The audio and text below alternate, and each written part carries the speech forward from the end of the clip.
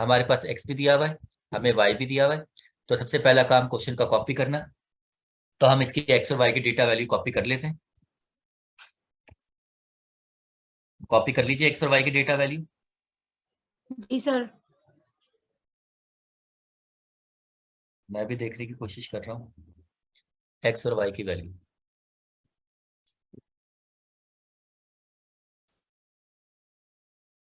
Fifty, 73, 50, 60, 45,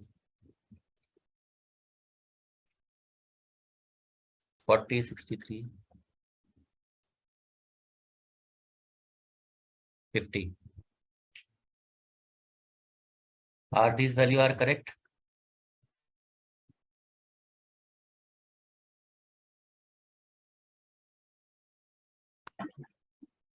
sir 63 नहीं है, 65 है, बाकी ठीक है। सॉरी,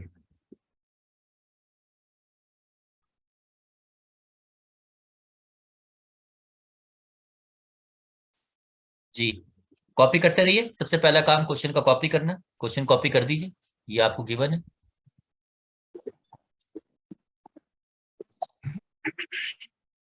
हमारे पास रजिस्टर हो, कैलकुलेटर हो, सब चीजें होनी चाहिए।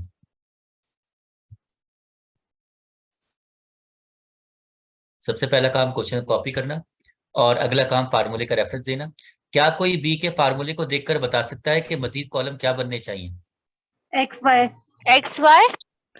और एक्स एक स्क्वायर। कॉलम एक्स वाई का। प्लीज ये चार्जिंग लगा दीजिए। एक कॉलम बनेगा एक्स वाई का।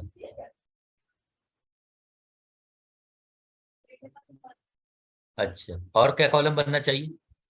एक्स स्क्वायर का कॉलम बनना चाहिए। एक्स स्क्वायर का कॉलम बनना चाहिए। तो लिहाजा समेशन एक्स हमें यहां से मिल जाएगा, समेशन वाई हमें यहां से मिल जाएगा,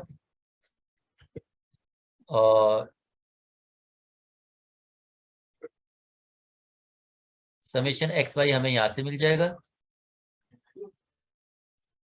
समेशन एक्स स्क्वायर हमें यहां से मिल जाएगा। तो कैलकुलेटर को यूज कीजिए और ये सारी कंप्यूटेशन कीजिए। क्लास के एंड में मुझे याद दिलाइएगा, मैं आपको कैलकुलेटर यूज करने का मेथड बताऊंगा कि आप अपनी कैलकुलेशन को वेरीफाई कर सकते हैं। बेटा म्यूट करो अपने आप। तो क्लास के एंड में बताऊंगा कि आप कैलकुलेटर को यूज करके ये सारे समेशन फाइंड कर सकते हैं। बहरहाल पेपर में तो आपने, बेटा म्यूट करो अपने आप को।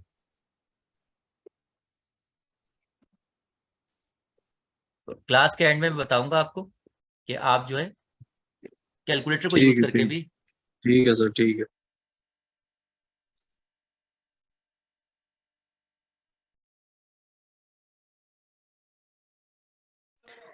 सर कर लिए हैं, बता दें। जी समेशन बता दीजिए। समेशन एक्स है 395, 395। Summation Y 1230, 1230। Summation X Y 652 65200, 65200। Summation X square 22975। 22975। Verify कीजिए इसको, और आपने कंप्यूट किया है तो आप पुट करके इसको मजीद देखिए। सर एक चीज कंफर्म करवा दें, 63 है या 65 है वैल्यू? वैल्यू क्वेश्चन में देखिए क्या है। 65 है। ओके 65 है।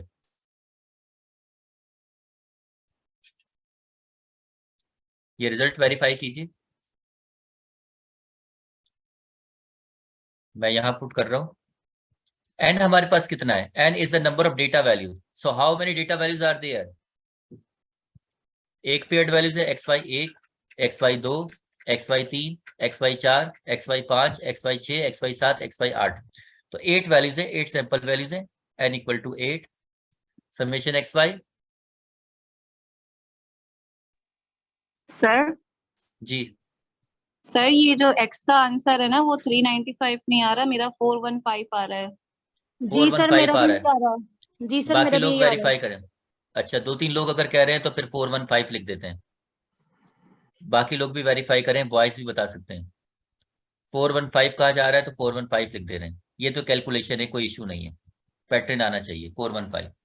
बाकी सर रिजल्ट भी 415 वेरीफाई। ही है, 415 ही है। सही है। आगे वेरीफाई करें समेशन वाई को, समेशन एक्स वाई को। कैलकुलेटर सर को यूज समेशन करना हमें बहुत अच्छा सर आना चाहिए समेशन हमें। बाय तो सही है, समेशन बाय तो सही है। सही है। ये गूगल पिक्सल 3 से कौन है भाई, रेज द हैंड। जी कहिए, क्या कहना चाह रहे हैं, कहिए। सर ये भी सही है, एक्स वाई का समेशन भी सही है। सही है। जी सर 415 है, मुझसे एरर हो गया था। कोई बात नहीं, कोई बात नहीं। बाकी लोग वेरीफाई करें रिजल्ट। क्या हम पुट कर दें वैल्यू? जी सर कर दें। तो एन की जगह 8 रखा है, समेशन x5 है, x5 है हमारे पास 65200 माइनस समेशन x कितना है 415 और मल्टीप्लाई बाय समेशन y कितना है 1230 अपॉन n 8 होगा summation x square. Summation x square is 22975 minus summation x का होल स्क्वायर यानी कि समेशन x और इसका whole square. So b came out to be what? पहले सकून से कॉपी कीजिए और फिर b कैलकुलेट कीजिए।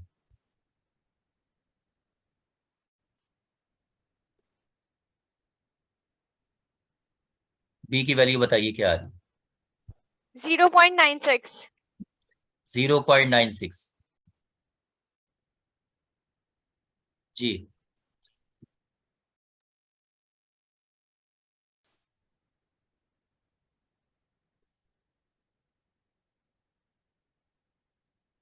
जी रिजल्ट यही आ रहा है। बाकी लोग भी कोई एक वेरीफाई कर दे ताकि हम आगे चलें। बी हमने कंप्यूट कर लिया है, अब हमने ए कंप्यूट करना है।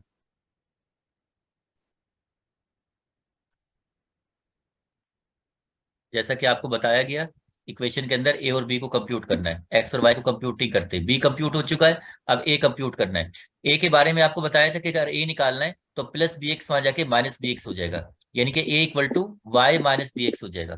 तो अगर हम उसी तरह काम करें जैसे हमने सीखा था, B is equal to this and A क्या होगा, A is equal to Y minus B X. और आपसे कहा था कि मीन ले लीजिएगा, तो ए का मीन तो ए ही होता है, सिर्फ मीन आ जाएगा एक्स बार पे और वाई बार पे मीन आ जाएगा, क्योंकि कांस्टेंट का मीन तो कांस्टेंट होता है। ये हमने ए को याद करना सीखा था। और हमें ये बात मालूम है कि वाई बार जो होता है वो समेशन वाई अपॉन एन होता है, माइनस बी हमारे पास मौजूद है और एक्स बार हमारे पास समेशन एक्स अपॉन एन होता है। अब हमारे पास समेशन एक्स भी मौजूद है, समेशन वाई भी मौजूद है, एन भी मौजूद है और बी भी मौजूद है। तो समेशन वाई कितना है, कोई बता सकता है? 1230।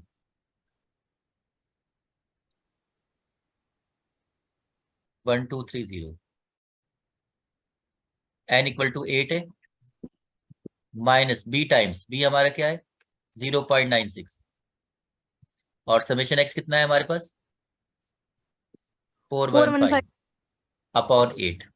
तो अगर इस पूरे को कंप्यूट कीजिए और ए बताइए क्या आ रहा है।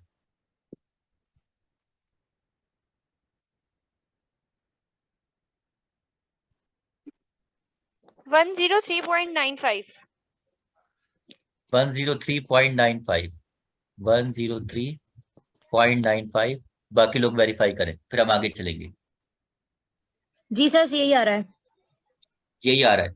जब आपके पास ए और बी की वैल्यू मिल गई तो अब आप ये ए और बी की वैल्यू आप इक्वेशन में पुट कर देंगे, यानी कि इक्वेशन 1 बिकम्स ए की जगह पे उसकी वैल्यू रखें, बी की जगह पे उसकी वैल्यू रखें, एक्स वैसी रहेगा, वाई वैसी रहेगा। सो देयरफॉर 1 बिकम्स, हम इस तरह लिखेंगे। ये वीडियो म्यूट, वीडियो ऑफ कीजिए please. Therefore 1 becomes required, required regression equation is,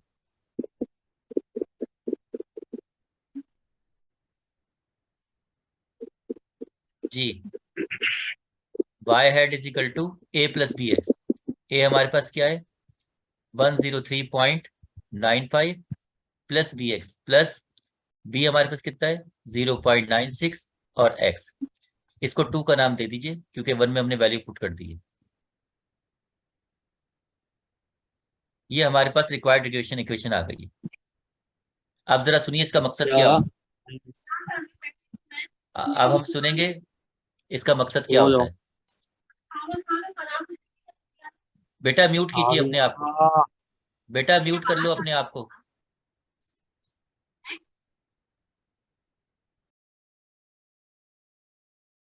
सुमामा mute करो अपने आप को।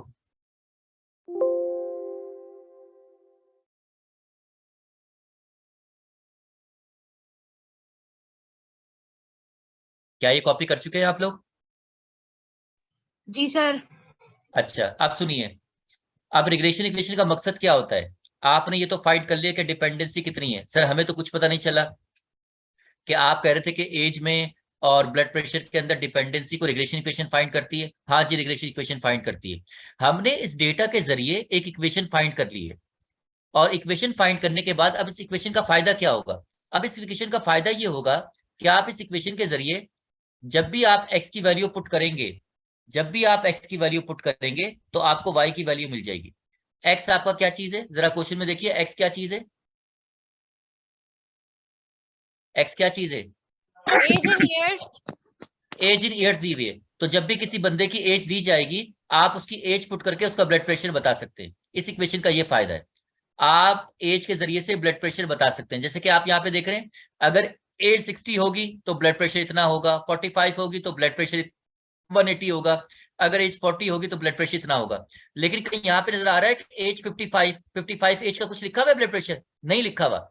तो ये वैल्यू नहीं हमें सर। मालूम नहीं है, लेकिन हम रिग्रेशन इक्वेशन से मालूम कर सकते हैं, क्योंकि हमने इस डेटा से एक इक्वेशन फाइंड कर ली है। और जब वो इक्वेशन हमें मिल गई है, हमने एक रूल फाइंड कर लिया, तो अब जो यहाँ पे एजेस मौजूद नहीं है, हम उनकी भी ब्लड प्रेशर मालूम कर सकते हैं, क्योंकि हमने एक रूल फाइंड कर लिया है। तो जब y on x होगा तो इसके अंदर हमेशा आपको क्या होगा, x की वैल्यू दी जाएगी, क्योंकि आपके पास y जो है ना, ये एस्टिमेटेड वैल्यू है। आप जरा गौर कीजिए, मेरी बातों को बहुत ध्यान से सुनिए।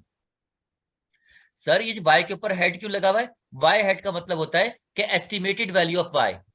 आप x की वैल्यू पुट करेंगे, आपको एस्टिमेटेड वैल्यू ऑफ y मिल जाएगी। सर एक क्वेश्चन में भी तो y दिया हुआ था। हाँ, ये जो क्वेश्चन में y दिया हुआ है ये ऑब्जर्व वैल्यू है, ये तो आपको मालूम है कि ये इतनी होगा, लेकिन y हेड क्या है, एस्टिमेटेड वैल्यू है। बहरहाल क्वेश्चन को दोबारा पढ़ते हैं और इसका मकसद बताते हैं आपको। Find the regression equation of y on x, sir वो तो फाइंड हो चुकी है, and estimate the blood pressure, blood pressure को एस्टिमेट कीजिए व्हेन द एज इज 55। अगर किसी बंदे की एज 55 है तो बताएं उसका ब्लड प्रेशर कितना होगा। तो 55 तो हमारे टेबल में ही नहीं है, तो हम क्या करें, लेकिन हम रिग्रेशन इक्वेशन से निकालेंगे, एस्टिमेट करेंगे। एज क्या चीज है, एज तो हमारा एक्स है, तो लिहाजा जो आपने इक्वेशन फाइंड की है उसमें एक्स की जगह पर 55 पुट कर दीजिए, आपको ब्लड प्रेशर मिल जाएगा। हैव यू गॉट इट और नॉट? सर ठीक है सर, ठीक 156.75। बिल्कुल। सॉरी, 156.75। अच्छा आपने कंप्यूट कर लिया। तो अब इसका मतलब ये हुआ कि रिग्रेशन इक्वेशन से फायदा ये हुआ कि हम कोई भी एज पुट करके हम ब्लड प्रेशर निकाल सकते हैं। So put x equal to 55 in equation 2 में पुट कर दीजिए 55 को।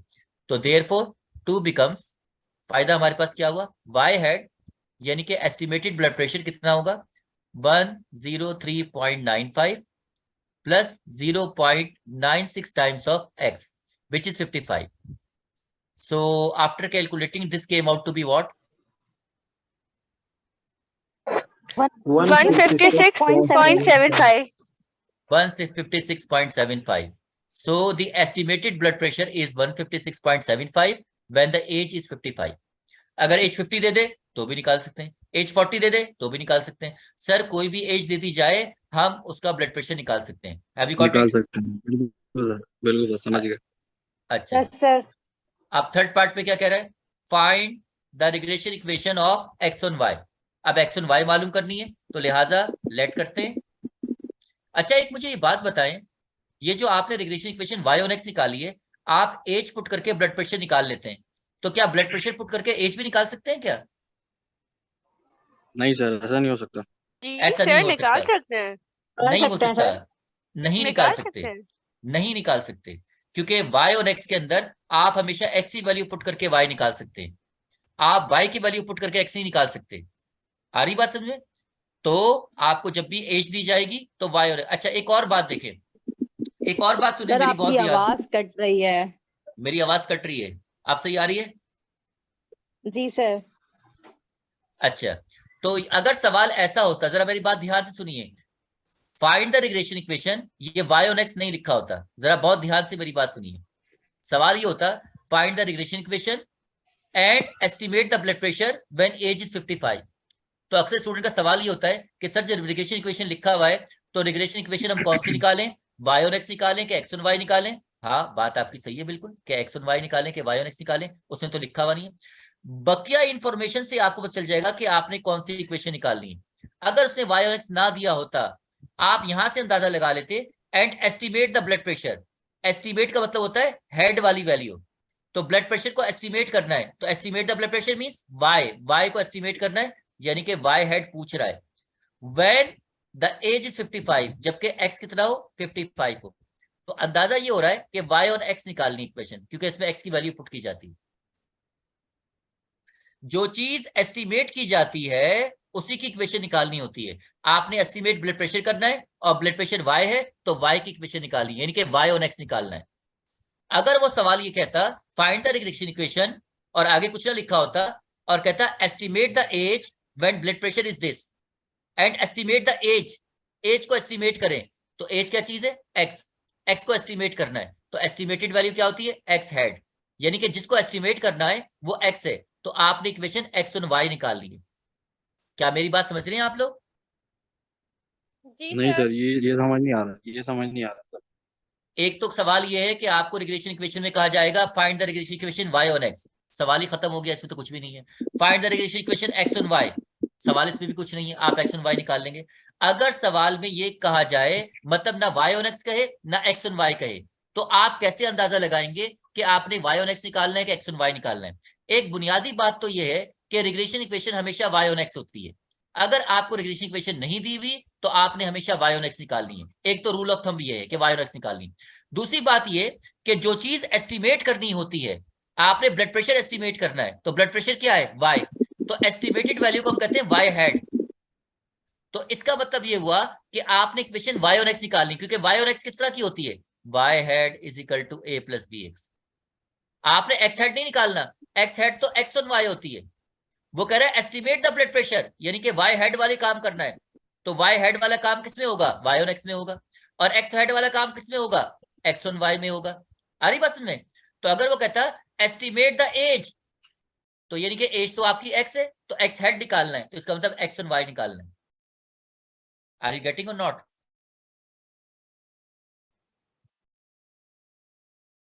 मेरी बात नहीं समझ में आई आपके? सर वाकई में समझ में नहीं आई। नहीं आई, कोई बात नहीं, कोई बात नहीं। अच्छा, ये क्वेश्चन तो समझ में आ गया ना, जो हमने y और x किया है, क्वेश्चन तो समझ में आ गया। सर नहीं ये सर, आ नहीं, गया, ये भी समझ में आ गया। अरे ये भी क्वेश्चन तो नहीं आ आया गया सर। ना, इस क्वेश्चन को तो कोई इशू नहीं है ना, अभी तो सीखा है आपने, y और x निकाल ली ना इक्वेशन। हाँ सर ये आ गया। सही है, थैंक यू। अब थर्ड पार्ट देखें, इसको बाद में फिर डिस्कस करेंगे, पहले पूरा आर्टिकल पढ़ लो। What about the C part? C part में कह रहा है find the regression equation of X and Y, साफ लिखा हुआ एक्स एंड वाई निकालना है, तो लिहाजा लेट कीजिए C part, C part let कीजिए, जैसे सुबह आपको लेट करवाएगा जी। अब हम सी पार्ट की हेडिंग डाल रहे हैं, सी पार्ट एक हेडिंग बना रहे हैं, regression equation, regression equation of X and Y, ये हमारी हेडिंग हो गई।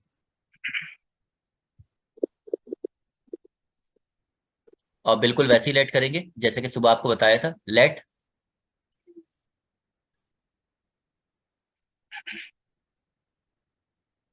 Late X head is equal to C plus D Y. 2 तक तो नाम दे चुके, इसको 3 का नाम दे दें, with the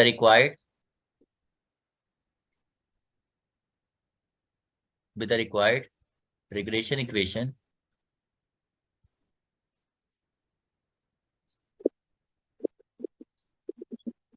of X and Y. जी, हमें ये बात पता है कि एक्स और वाई तो मालूम करने नहीं होते कभी भी, तो लिहाजा इसका मतलब ये हुआ कि हमें सी और डी की वैल्यू मालूम करनी है।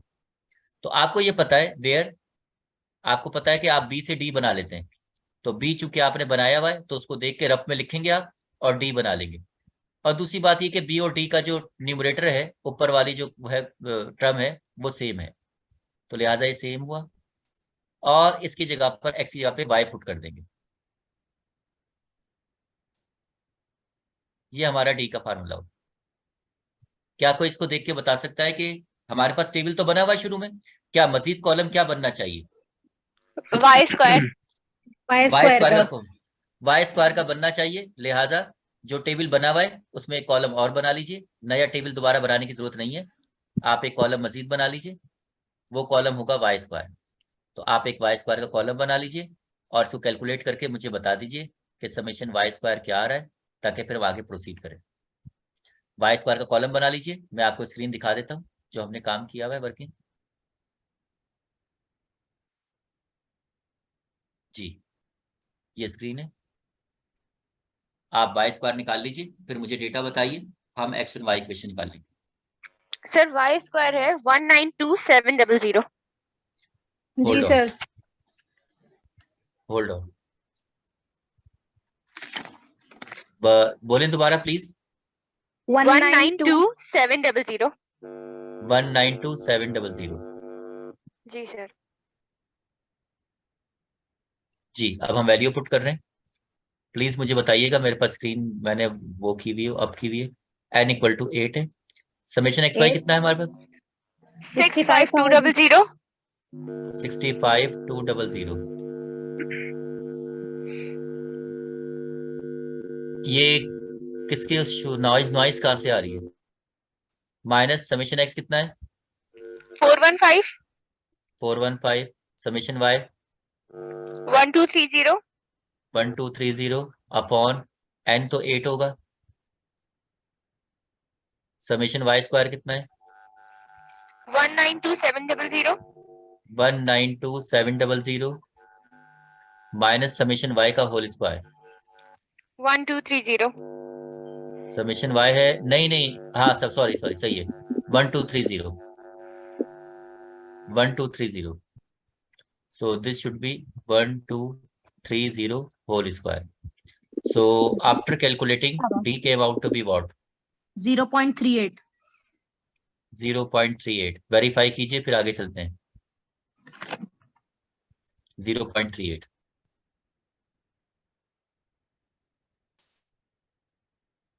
सर चार्जिंग खत्म हो गई है सर। कोई बात नहीं, चार्ज पे लगा दीजिए, चार्ज कर लीजिए। चार्ज करके आ जाओ। जी, thank you sir.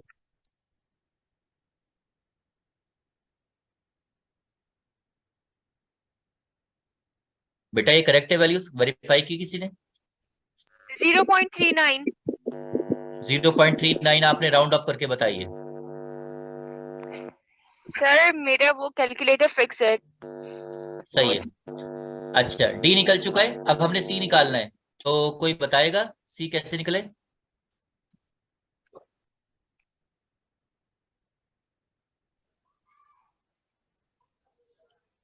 Sir x bar minus सी। हाँ। सी निकाल देखें, सी निकालने का फार्मूला ये होगा, देखें यहाँ से देख लें। अगर आपने सी कैलकुलेट करना है तो प्लस डी वाई को वहां ले जाएं, यानी कि हो जाएगा एक्स माइनस डी वाई। तो C is equal to X minus D Y. C is equal to X minus D Y, और हमें पता है कि बार हम सिर्फ एक्स और वाई पे लगाते हैं, लिहाजा ये सी का फार्मूला हो गया। हमें ये बात पता है कि एक्स बार बराबर होता है समेशन एक्स अपॉन एन के, minus D as it is रहेगा, और वाई बार बराबर होता है समेशन वाई अपॉन एन के। So now we have to put the summation. What is summation x? I think it is 415. N equal to 8 minus d. D is 0.39. Multiply by summation y कितना है? 1230। 1230 upon n equal to 8 है. So after calculating c came out to be what? Sir negative में आ रही है value. Minus सकती है। 8.09। बिल्कुल आ सकती है, -8.09। 09। -8.09। तो लिहाजा सी और डी की वैल्यू कंप्यूट हो चुकी है। हमने कहा था कि एक्स और वाई को तो कैलकुलेट करते नहीं है, सी और डी को कैलकुलेट करते हैं। तो इस इक्वेशन के अंदर सी की जगह पे सी की वैल्यू रख दी जाएगी, डी की जगह पे डी की वैल्यू रख दी जाएगी, वाई एज इट इज रहेगा और एक्स एज इट इज रहेगा। तो लिहाजा पुट करते हैं, therefore 3 becomes required regression equation of x and y is given by x hat is equal to c plus dy। तो c की जगह पे आ गया -8.09 प्लस dy। डी कितना है? 0.39 D D D G sir 0.39 0.39। Thank you. 0.39 y, और this completes the equation. So this is nothing but the equation x and y. So we have calculated this. Copy कर लीजिए, फिर आगे चलते हैं।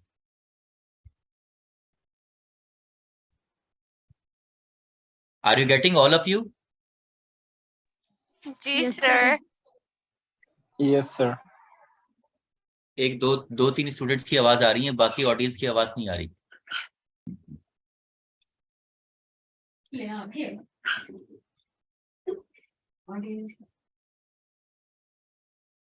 Copy कर लिया सबने?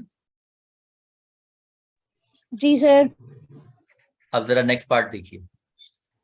नेक्स्ट पार्ट में क्या कहा जा रहा है?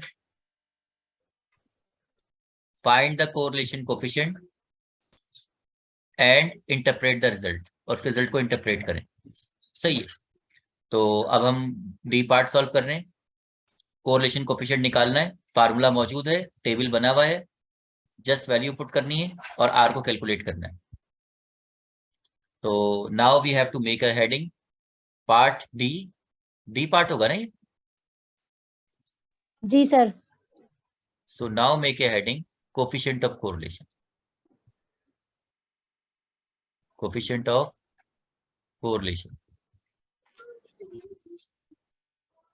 So now make a heading coefficient of correlation.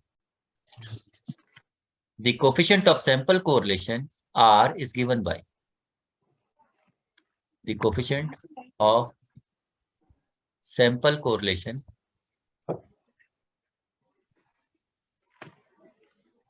is given by। तो हमने कहा था कि आर का फार्मूला याद करना मुश्किल नहीं है। अगर आपको बी और डी याद है और उसको अगर आपने साइड पे लिख दिया है तो आर का फार्मूला बनाना आसान होगा। तो आर का न्यूमरेटर तो वही है जो बी और डी का है, तो लिहाजा ये तो बिल्कुल सेम हो गया। ऊपर का न्यूमरेटर तो याद करने की जरूरत नहीं, तो बी का भी यही है और डी का भी यही है। नीचे क्या होगा?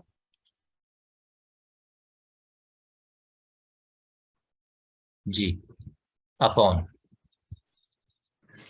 अब इसमें है कि कैलकुलेटर चलाने की एक्सपर्टीज होनी चाहिए ताकि आप साइंटेक्स सही पुट कर सकें। एन तो 8 है जी सर। और समेशन एक्स स्क्वायर कितना है? 22975 22975 माइनस समेशन एक्स का होल स्क्वायर। 415 का होल स्क्वायर। ये पहले रूट में आ गया। अब दूसरा रूट बनेगा, एन इक्वल टू 8 है, summation Y square 192700 192700 minus summation Y का whole square 1230 whole square 1230 whole square upon कोई बड़ा कर दीजिए जी। अब जरा अगर आपसे डायरेक्ट कैलकुलेट नहीं होता तो आप ऊपर वाले को अलग कैलकुलेट कीजिए, नीचे वाला रूट अलग कीजिए, नीचे वाला रूट अलग कीजिए, स्टेप बढ़ा दीजिए। अगर डायरेक्ट होता है तो बड़ी अच्छी बात है, नहीं होता तो 2-3 स्टेप बढ़ा दीजिए। डायरेक्ट कोशिश मत कीजिए करने की। सर मेरा आंसर ना बिना राउंड ऑफ किए 0.6 डबल बना रहा है। माइनस 0.01। अच्छा फिर इंतजार कीजिए, मजीद किसी का रिजल्ट आ जाए। सर इसका आंसर आ रहा है -0.01। माइनस कैसे आ रहा है? माइनस तो नहीं आना चाहिए, सही बात है, माइनस नहीं आना चाहिए, क्योंकि आपने देखा था कि इसका कोरिलेशन पॉजिटिव था, देखा था आपने जब जी स्कैटर डायग्राम बनाई थी। जी तो सर, अगर जी सर। कोरिलेशन पॉजिटिव था तो आर कैसे नेगेटिव आ सकता है? आपने जब स्कैटर डायग्राम से बिहेवियर देख लिया तो आपको एक आइडिया हो गया, हम नहीं कह रहे कि एग्जैक्ट रिजल्ट है, लेकिन आइडिया हो गया कि कोरिलेशन जो है पॉजिटिव है, तो आर की वैल्यू नेगेटिव फिर कैसे आ सकती है? तो दोबारा चेक कीजिए।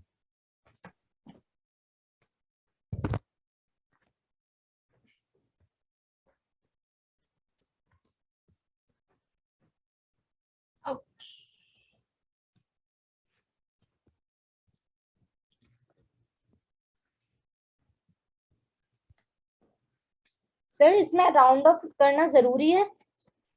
हाँ, 2 डेसिमल पे राउंड कर लीजिए, 1 डेसिमल भी बहुत है, 1 डेसिमल पे कर लीजिए।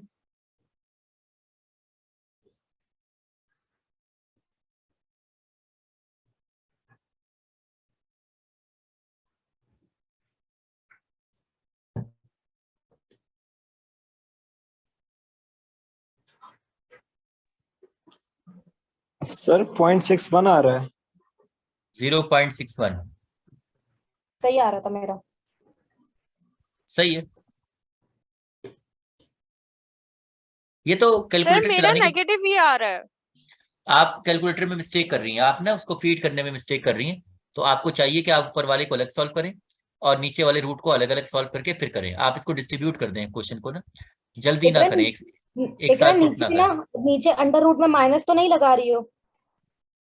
दोनों के बीच में नहीं, माइनस नहीं है? मैं भेज रही हूँ हम ना फिर से। सही है, बाद में आप करते रहिएगा। सही है, ये हमारे पास रिजल्ट आ गया। सही है, हमारे पास टाइम कम है, हम देख लेते हैं। Is it clear? Yes sir, clear. अच्छा, अब जी ये हमें क्लियर। अंदाजा हो रहा है कि कोरिलेशन पॉजिटिव भी है ना, और 0.5 से ज्यादा भी है, तो स्ट्रॉन्ग कोरिलेशन है। लेकिन इसकी इंटरप्रिटेशन जो की जाती है वो कोफिशिएंट ऑफ डिटर्मिनेशन से की जाती है। कोफिशिएंट ऑफ कोरिलेशन तो इसको कहते हैं, अगर इसका स्क्वायर ले लिया जाए तो उसे कहा जाता है कोफिशिएंट ऑफ डिटर्मिनेशन। कभी कभी पूछ भी लेता है कि what is coefficient of determination.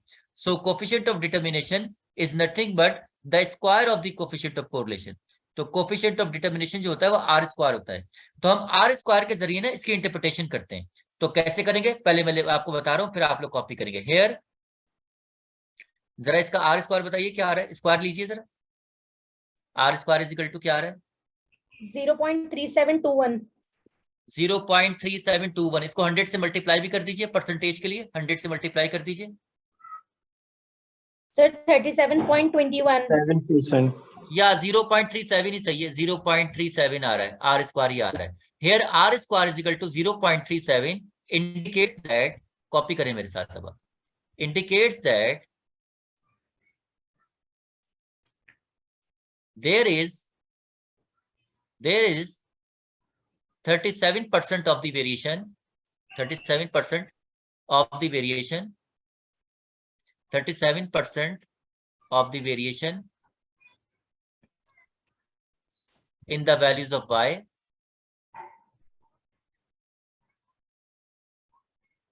that is accounted for,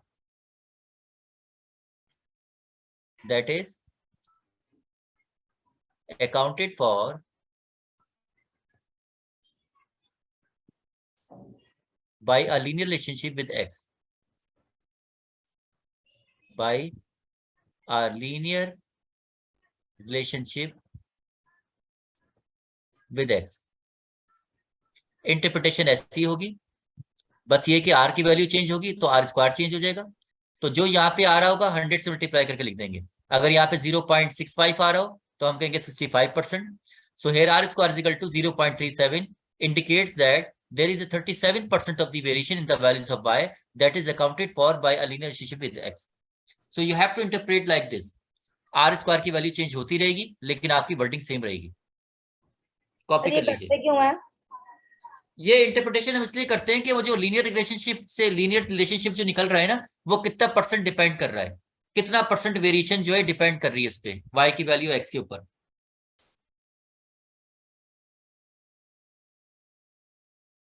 इसको कहते हैं कोफिशिएंट ऑफ डिटर्मिनेशन।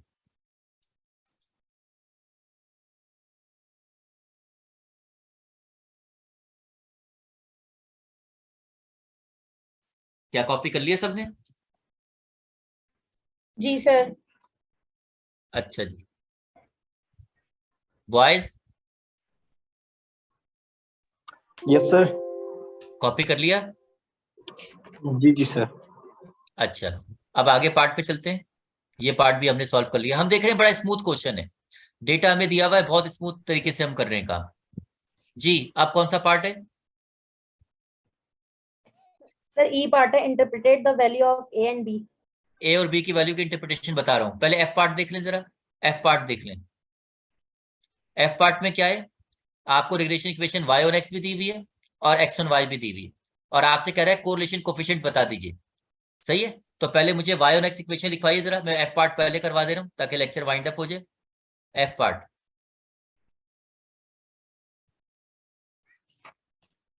जी, कोई मुझे बताएगा x1 y और y और x की equation?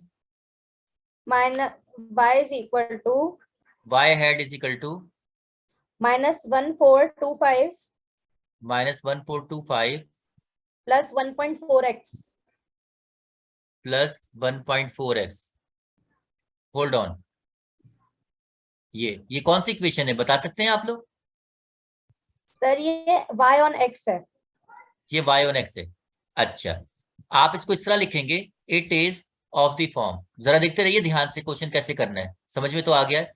It is of the form, y on x की इक्वेशन की फॉर्म क्या होती है? y head is equal to a plus B X, यही फॉर्म होती है ना?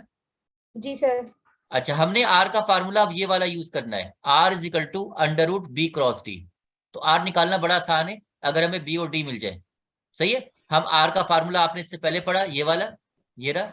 ये r का फार्मूला जब इस्तेमाल करते हैं जब डेटा दिया हुआ हो, यानी कि x और y के कॉलम दिए हो, जैसे कि आपने काम करना सीखा यहाँ से। x y के कॉलम दिए हुए थे तो आपने एक्स वाई निकाल लिया, एक्स स्क्वायर निकाल लिया, वाई स्क्वायर निकाल लिया, और आपने इस फार्मूले को यूज कर लिया। तो ये फार्मूला जब यूज होगा जब डेटा दिया हो, टेबल में दिया हो। लेकिन जब रिग्रेशन इक्वेशन दी जाती है, हमें यहाँ पे दो रिग्रेशन इक्वेशन दी गई हैं और हमसे पूछा जा रहा है कि बताइए कि कोरिलेशन कोफिशिएंट क्या होगा। तो लिहाजा रिग्रेशन इक्वेशन से कोरिलेशन निकालने का तरीका ये होता है। अब हमें चाहिए यहाँ से बी की वैल्यू, तो वाई हेड से वाई हेड कंपेयर हुआ, ए तो -1.1425 है, तो कोई बता सकता है कि बी की वैल्यू क्या है? 1.4। एक्सीलेंट, बी की वैल्यू है 1.4। एक्स से एक्स कंपेयर हो जाएगा, बी की वैल्यू मिल गई। तो भाई ये तो बी की वैल्यू बड़ी आसानी से मिल गई। अब जरा सेकंड इक्वेशन बताइए मुझे, एक्स वन वाई वाली। X head is equal to क्या दी हुई है? 68.58 58 प्लस 0.12y 0.12 1.2y y। कोई बता सकता है कौन सी इक्वेशन है? ये है X on Y, x on y on Y, तो ये है एक्स ऑन वाई। तो इसकी फॉर्म क्या होती है? कोई बताएगा? It is of the form x head is equal to c plus नहीं कुछ गड़बड़ करती सी प्लस डी वाई। सही कह रही हैं आप, सी प्लस डी सही बता वाई। रही हूँ। अच्छा, आप कोई बता सकता है यहाँ पे हमें बी तो मिल चुका है, अब हमें डी चाहिए। क्यों? क्योंकि हमें पता है कि फार्मूला हमारा क्या है, हमारा फार्मूला है बी क्रॉस डी, तो लिहाजा डी चाहिए। तो अगर आप कंपेयर करें, एक्स से तो एक्स कंपेयर हो गया, सी की वैल्यू 68.58 है, वाई से वाई कंपेयर हो गया, तो डी कितना होगा? 0.12। 0.12 0.12। तो ये हमें बी भी मिल गया और हमें डी भी मिल गया। अब हमारे लिए बहुत आसान है आर निकालना। अब हम इन दोनों को मल्टीप्लाई करके रूट ले लेंगे। So therefore the correlation coefficient, हमसे कोरिलेशन कोफिशिएंट पूछा जा रहा था, the correlation coefficient R is equal to under root B cross D. So what about B? 1.4 sir ये 1.4। बी एक दफा कंफर्म करा दे, 1.4 है 1.42 है? 1.4 है 1.4 है, सही है, और 0.12। 1.42 है क्वेश्चन में। सर 1.42 है क्वेश्चन में। अच्छा 1.42 है, तो हम इसको करेक्ट कर लेते हैं। थैंक यू, 1.42 कर लेते हैं, कोई बात नहीं। ये रहा 1.42, ये 1.42, 1.42 ये B हो गया हमारा। और अब हम पहले इसको वो व्हाइट सॉस वाली या नॉर्मल? ये बेटा म्यूट करो अपने आप को। भाई इकरा म्यूट करो। सर इसका आंसर आ रहा है 0.41 तो 1.42 था, मल्टीप्लाई किया रूट से, तो क्या आ रहा है बेटा रूट निकालने के बाद? 0.41 0.41। So this completes the question. तो ये आर निकालना कोई इतना मुश्किल काम नहीं था, लेकिन बस ये के लॉजिक मालूम होनी चाहिए आपको। मैं इसको थोड़ा स्क्रीन दिखा देता हूँ ताकि आप लोग कॉपी कर लें।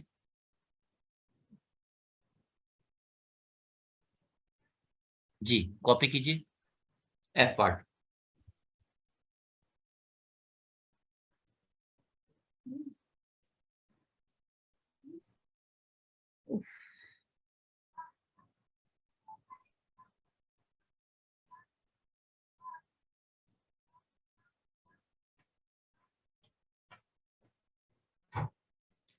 सर एक चीज क्लियर कीजिएगा, जब हमारे जी पास दोनों इक्वेशन गिवन होंगी तब हम ये वाला फॉर्मूला अप्लाई करेंगे।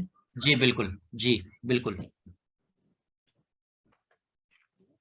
जल्दी से कॉपी कर लीजिए। मैं इसकी पीडीएफ भी सेंड कर दूंगा, ऐसी बात नहीं है, इसकी पीडीएफ भी सेंड कर दूंगा, इसकी रिकॉर्डिंग भी सेंड कर दूंगा, दोनों चीजें, ताकि आप लोग उसकी प्रिपरेशन कर सकें। लेकिन ज्यादा अच्छा है कि आप साथ साथ लिखें और समझें उसको, बाद में कोई रिकॉर्डिंग कोई इतनी थोड़ी सुनता है कोई।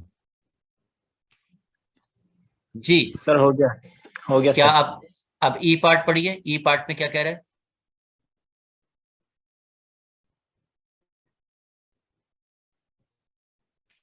Interpret the value of A and B. Interpret the value of A and B. A और बी की वैल्यू को इंटरप्रेट करना है, और ए और बी हमारे पास कहाँ आ रहा है? ए और बी हमारे पास वाई ऑन एक्स में आ रहा है, ये रहा ए और बी। ये हमारे पास ए है, ये हमारे पास बी है, ए और बी की वैल्यू हमारे पास आ रही है। अब हमने इसको इंटरप्रेट करना है, तो वाई ऑन एक्स इक्वेशन मुझे बताइए जरा, मैं जरा साइड पे लिख लूं फिर आपको इंटरप्रेट करना बताऊं। ये आमतौर से इंटरप्रिटेशन का सवाल आता है, ये शायद हमने मैथमेटिक्स में भी पढ़ा हुआ है, आपको शायद याद ना हो। बहरहाल Y head is equal to A plus B X. जरा बताइए ए की वैल्यू क्या है? सर एक ही वैल्यू 103.95. 103.95 ये ए है, प्लस बी कितना है? 0.96. 0.96। अब जरा मेरी बात ध्यान से सुनिए, रट्टा मारने से अच्छा है इंटरप्रिटेशन हेडिंग डाल लेते हैं, इंटरप्रिटेशन।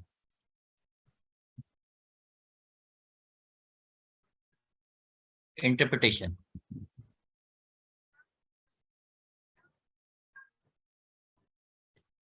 जी। अब देखिए दो बातों को हमने प्रेजेंट करना है, एक तो हमारे पास ए की वैल्यू है, एक हमारे पास बी की वैल्यू है। आप अगर गौर करें, अब मेरी बात सुन रहे हैं सारे, अभी कॉपी ना करें प्लीज, मेरी बात सुने। ये एक इक्वेशन है, बिल्कुल एक लीनियर इक्वेशन नहीं होती, एक्स और वाई, एक्स में 2x + 3y है ना। अगर मैं आपसे कहूं कि आप इसका y इंटरसेप्ट निकालें, तो y इंटरसेप्ट कैसे निकालेंगे? एक्स को 0 रख के। x को 0 रख के, शाबाश एक्सीलेंट। जब हम x को 0 पुट करते हैं तो फिर हमें क्या मिलेगा y इंटरसेप्ट? हमको मिलेगा 103.95। तो यानी कि a की वैल्यू जो है वो असल में y इंटरसेप्ट है ना। ए की जी वैल्यू सर। क्या है आपके पास? ए की वैल्यू आपके पास, ए की वैल्यू 103.95 कब आई है? जब आपने x को 0 पुट किया है। या आप ये कह लें, चले बहुत आसान सी बात कर लें, जब हम x को 0 पुट करेंगे तो हमें y कितना मिलेगा? सर हमें 103.95 मिलेगा। सही है। तो a की इंटरप्रिटेशन ये है, आपके पास एक टेबल था, उसमें x भी था, उसमें y भी था, तो कोई बता सकता है कि x किसको शो कर रहा था? एज को शो कर रहा था। जी सर। और y किसको शो कर रहा था? ब्लड प्रेशर को। ब्लड प्रेशर को शो कर रहा था। तो इसका मतलब ये हुआ कि अगर x 0 हो जाए, यानी कि एज अगर 0 होगी, तो ब्लड प्रेशर जो है 103.95 होगा। कि ये आपको बता रहा है कि ए की वैल्यू आपको बता रही है कि जब x 0 होगा, यानी कि एज 0 होगी, तो ब्लड प्रेशर इतना होगा। तो ये इसकी इंटरप्रिटेशन सिंपल। तो आप लिखेंगे हेयर, बिल्कुल इसी को लिखेंगे जैसे मैंने बताया, here a is equal to 103.95 indicates that the blood pressure, the BP will be 103.95 when the age is 0.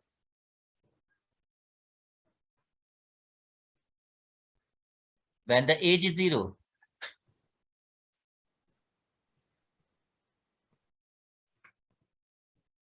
Is it clear? Yes sir. तो ये तो इंटरप्रिटेशन इसकी हो गई। बहुत सिंपल सा हमने बताया कि x को 0 पुट करेंगे तो y हमें ये मिलेगा। तो x को 0 का मतलब क्या है, a 0 है। a 0 होगी तो bp कितना होगा, 103.95 होगा। Is it clear? Yes sir. अच्छा, अब b हमारे पास क्या है, b हमारे पास ना स्लोप की तरह है। b हमारे पास जैसे होता है ना y is equal to mx plus c, y is equal to mx। बिल्कुल देखें, x के साथ जो होता है वो स्लोप होता है, तो यहाँ पे x के साथ क्या है, b है, तो ये स्लोप की तरह इंटरप्रेट कर रहा है। यानी कि स्लोप कितना है, ये 0.96। ये स्लोप पॉजिटिव है या नेगेटिव है?